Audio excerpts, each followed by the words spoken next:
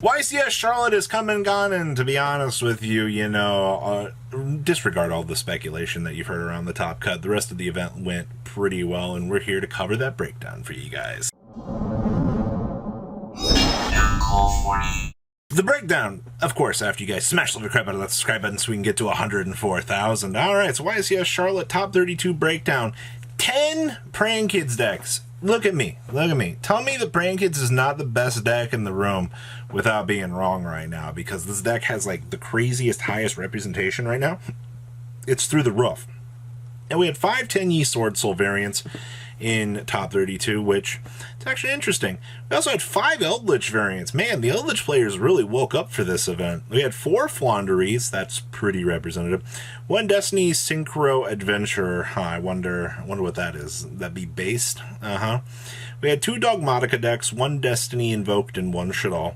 We had 1 Destiny Adventure Sky Striker deck, which actually is pretty cool. We'll cover that list here in a bit.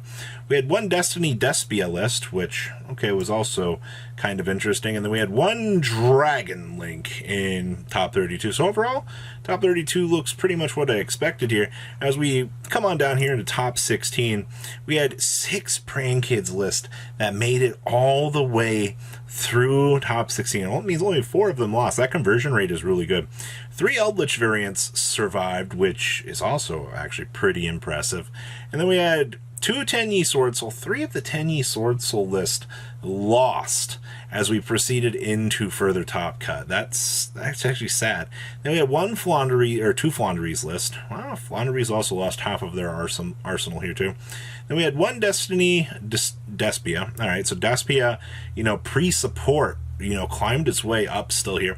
We had 1 Destiny Synchro Adventure and 1 Destiny Dogmatica Invoke. So, for top 16, the turnover conversion rate for that is actually not that surprising, but Praying Kids really proving their dominance here in terms of sheer numbers, ladies and gentlemen.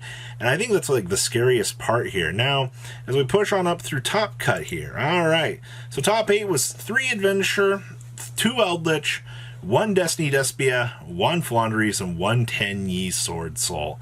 Holy moly. Now, as we pressed on into top 4 here, ladies and gentlemen, you had Eldritch versus Praying Kids and Eldritch versus Flunder. Now, one of those was, I guess was back row Eldritch, and then, one side versus Adventure Eldritch.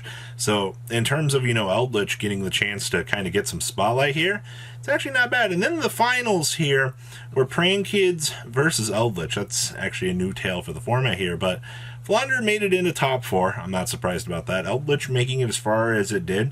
I'm also a little bit surprised about that, but overall, the tails are pretty much here. This is what the format pretty much has looked like this entire time, ladies and gentlemen. So, not surprised whatsoever. All right, we're going to pass on over and take a look at these deck lists now, shall we? All right, these are the deck lists that I actually thought were the most interesting to discuss here. So first place winning the event was Adventure Praying Kids, ladies and gentlemen. Anybody surprised about this whatsoever? This is by far probably one of the most interesting and dangerous things I need to say about this format right now is you can get away with playing the Praying Kids at 2 ofs, ladies and gentlemen.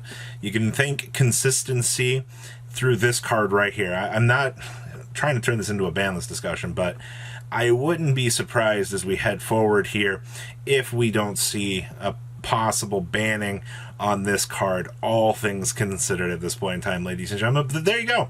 Congratulations to Praying Kids and, congratulations to Adventure and Destiny Hero Destroyer Phoenix Enforcer, carried by a bunch of Praying Kids, making it all the way into a grand first place final. There's literally nothing else to say about this deck other than yup back row, yup hand traps, yup Yu-Gi-Oh!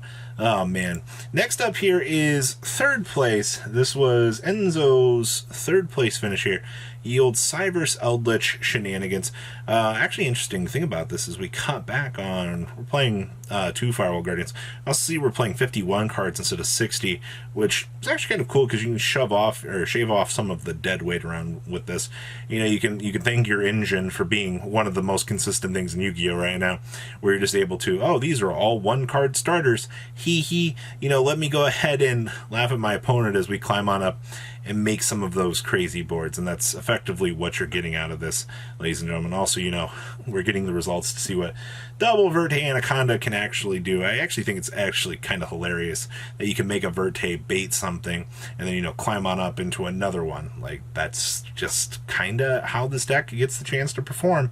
So, at the end of the day, yeah, this deck is pretty freaking cool, all things considered. Now, the more interesting list out of the format here was Carl's top 32 Sky Striker list, where we were playing Offerings to the Doom. Now, this is a quick play spell card that lets you put something into the graveyard effectively, which is the main thing I liked about this, but it's just target one face-up monster on the field, destroy that target, and then skip your next draw phase.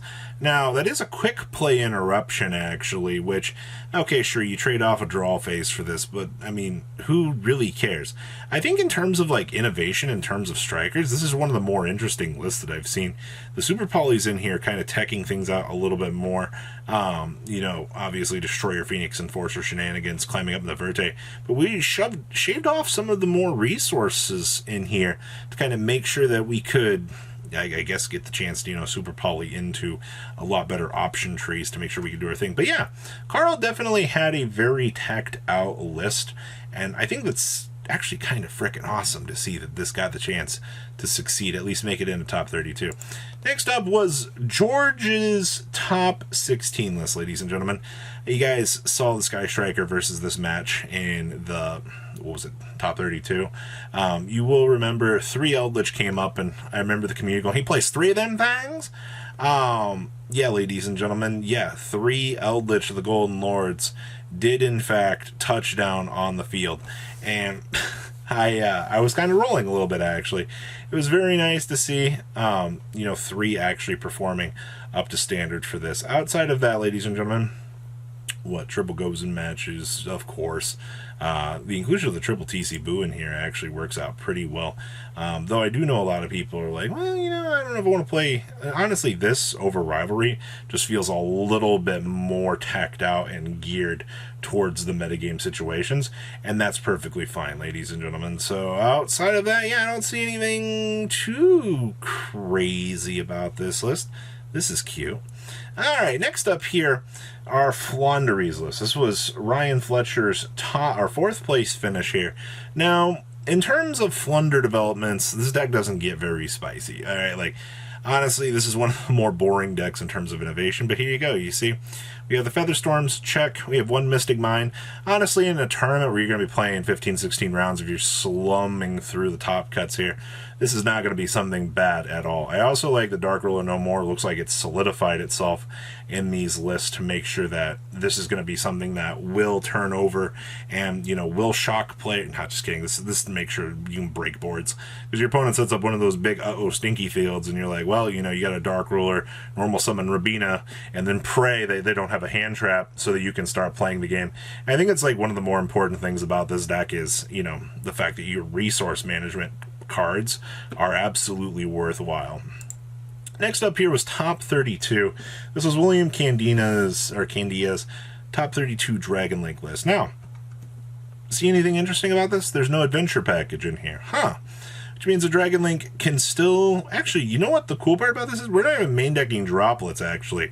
We didn't even have to go through, like, some of the harder stuff. We just got in on pure hand traps. Literally. We made in every single goddamn hand trap, minus Imperman, you know, Droll and Lockbird, to get to those key results.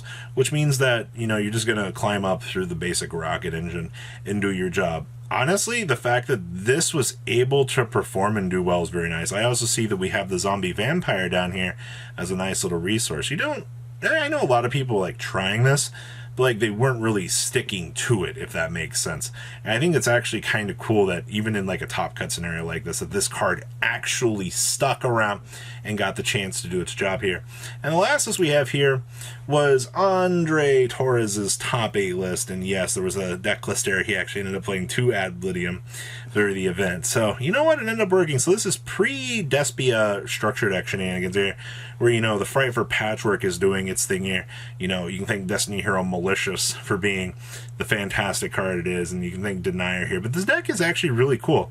You know, we'll see later on in the week here, once the structure deck hits, you'll probably start to see some levels of innovation and change with this. But you know what? This is how things are looking, at least pre-Mirror Jade here. So one last hurrah before we get the good stuff for this deck. So that is your wrap-up on the YCS weekend, ladies and gentlemen. I think the event was very, very, very interesting. In terms of meta representations, about what I expected, honestly. Few rogues scraped on in, and yeah, generically, that's the meta. Yay. Can't wait to see the restriction list. I will see your beautiful faces back here later in the day with some more cool Oz content. Peace out, guys. Patrons, thank you.